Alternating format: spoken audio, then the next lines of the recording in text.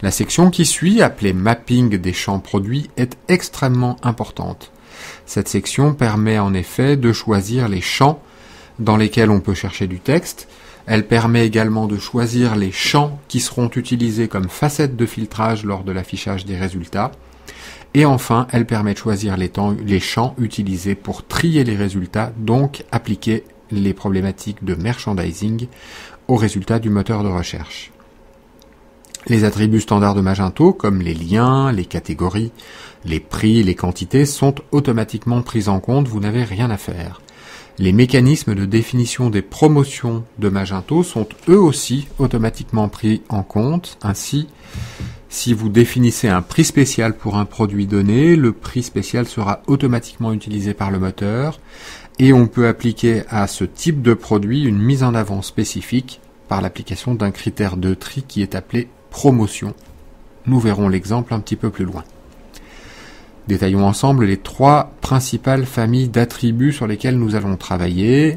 La première famille d'attributs s'appelle les attributs qu'on va indexer en plein texte. On pourra chercher le texte présent dans ces champs. Ils sont présents entre le champ désignation et mots-clés. La deuxième famille, ce qu'on appelle les attributs de merchandising, sont les 3 attributs booléens suivants, nouveauté, top des ventes et mise en avant. Vous pourrez les utiliser directement pour organiser automatiquement votre page de résultats par défaut. Ces attributs sont également utilisés par l'autocomplétion de produits que nous découvrirons plus bas pour présenter à l'internaute les produits qui portent en priorité le plus d'attributs de merchandising. Leur utilisation n'est pas obligatoire, elle est simplement fortement recommandée dans la mesure où ces informations sont présentes dans votre catalogue, c'est-à-dire qu'elles existent.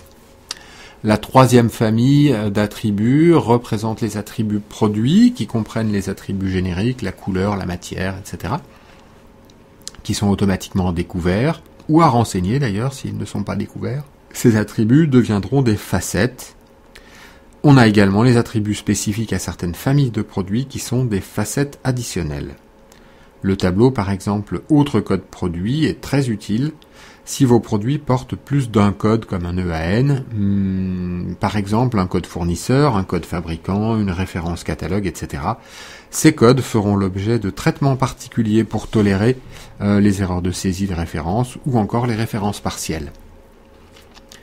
Les facettes additionnelles, donc la zone facette additionnelle, permet d'envoyer à FSAdStore des attributs produits qui n'existent pas par défaut dans notre modèle de données. Il s'agit d'adapter le moteur aux spécificités de vos familles de produits. Une facette additionnelle, c'est un filtre qui apparaîtra lors de l'affichage de la page de résultats, mais uniquement si des produits qui portent cette facette-là sont présents parmi les résultats. Quand on choisit d'activer l'autocomplétion pour cette facette additionnelle, on demande au moteur de faire apparaître les valeurs de cet attribut dans l'autocomplétion proposée aux internautes. L'effet est immédiat, comme vous pouvez en juger.